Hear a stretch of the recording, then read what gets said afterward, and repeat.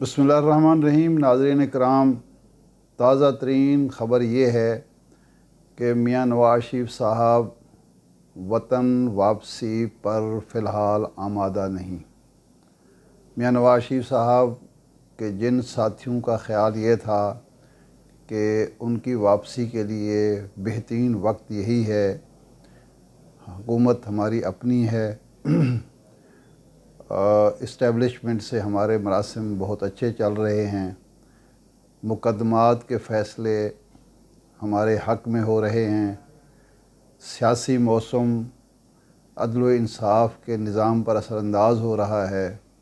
और मियाँ साहब वापस आकर इमरान ख़ान साहब को सियासत के मैदान में, इंतखाब के मैदान में शिकस्त से दो चार कर सकते हैं।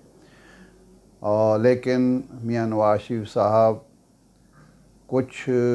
दरून पर्दा मामलात की वजह से शक व शुबा का शिकार हैं और उन्हें वो ग्रीन सिग्नल जो दरकिनार था, जो ग्रीन सिग्नल उन्हें दरकार था, वो आप उनको अभी तक कहीं से नहीं मिल सका। मियाँ शहबाज शरीफ साहब की तरफ से भी नहीं और उन हलकों की तरफ से नहीं जो यहाँ निज़ाम अदल इंसाफ पर असरअंदाज हो सकते हैं,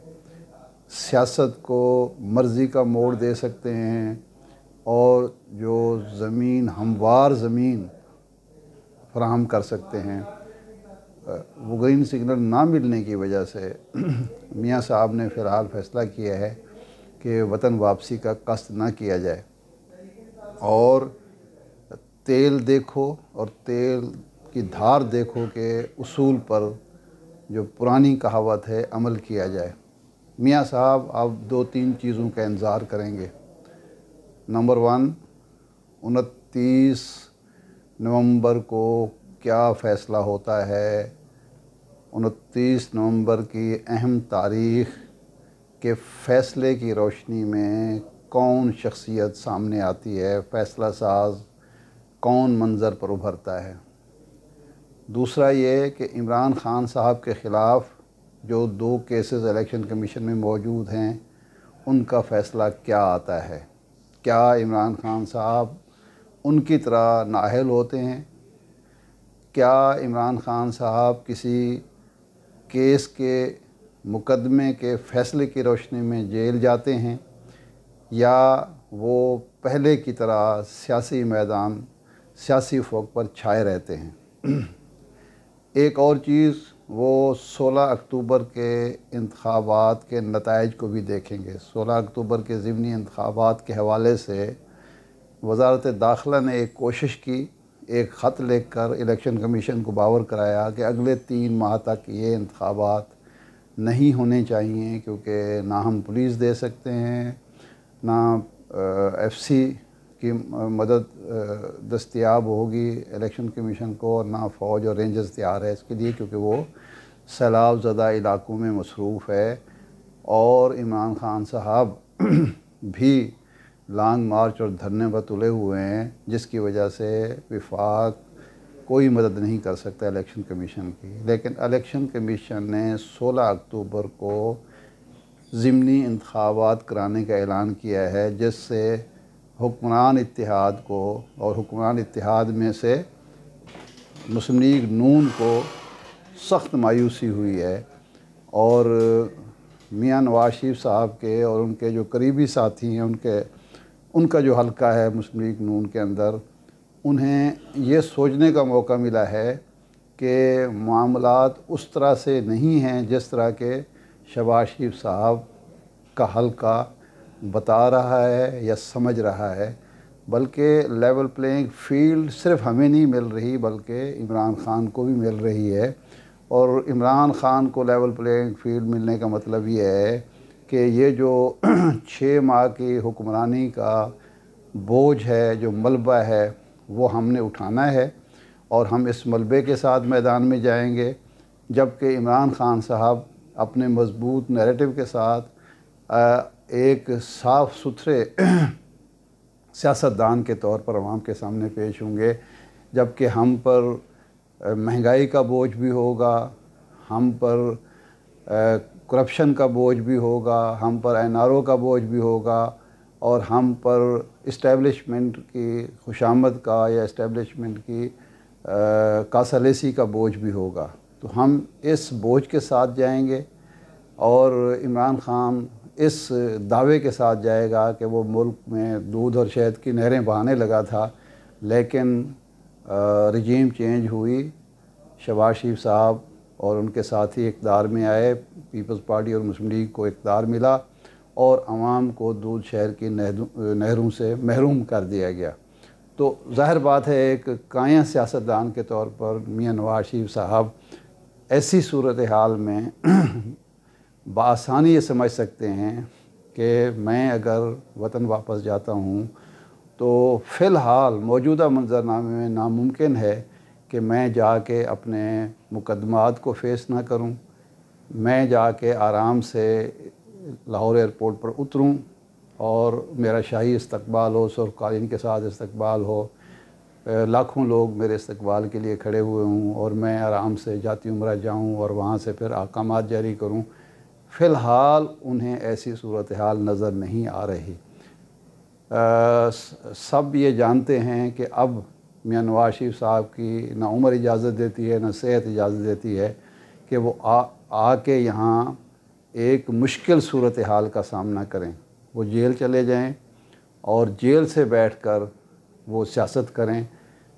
وہ اب اس کے لیے تیار نہیں ہیں۔ ان کے جو حواری ہیں وہ لاکھ یہ کہتے پھریں کہ میاں صاحب جیل سے نہیں ڈرتے، اور میاں صاحب پہلے بھی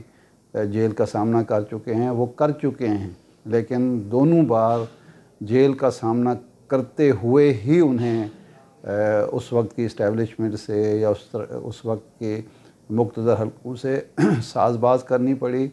اور ان کے ساتھ ڈیل کرنی پڑی، اور ڈیل کا داغ لے کر وہ ملک سے باہر چلے گئے۔ تو اب وہ تیسری بار اس کے لیے تیار نہیں ہیں۔ تو ایک تو یہ طے ہوا کہ جناب نواز شریف صاحب اس وقت پاکستان میں داخل ہوں گے جب حالات ان کے لیے ان کی توقعات کے مطابق سازگار ہوں گے، ان کی خواہش کے مطابق سازگار ہوں گے، اور سازگار حالات کا مطلب یہ ہے کہ وہ آ کے یہاں پروٹوکول انجوائے کریں، نہ کہ قید و بند کی صعوبتیں برداشت کریں۔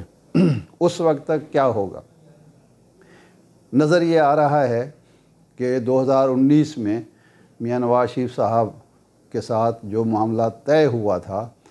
اس پر اب عمل درآمد ہوگا۔ اس وقت باخبر لوگ جانتے ہیں کہ یہ طے ہوا تھا کہ میاں نواز شریف صاحب اور مریم نواز صاحبہ بیرون ملک رہیں گے، پاکستان کی سیاست سے سروکار نہیں رکھیں گے، میاں شہباز شریف صاحب یہاں سیاست کریں گے، اور ان کو ریلیف فراہم کیا جائے گا، ان کے ساتھیوں کو ریلیف فراہم کیا جائے گا، جو مقدمات ہیں ان میں جتنی کمزوری پیدا کی جا سکتی ہے کی جائے گی، اور اگر وہ اقتدار میں آ سکتے ہیں جوڑ توڑ کے ذریعے، عدم اعتماد کے ذریعے یا نئے انتخابات کے ذریعے، تو ان کے راستے میں رکاوٹ نہیں ڈالی جائے گی، اور وہی سیاست بھی کریں گے اور حکومت بھی کر سکتے ہیں اگر عوام ان کو موقع دیں یا باقی جماعتیں ان کو اپنا لیڈر بنا لیں۔ لیکن نواز شریف صاحب وہ کام سیاست نہیں کریں گے اور باہر بیٹھیں گے اور اچھے وقت کا انتظار کریں گے۔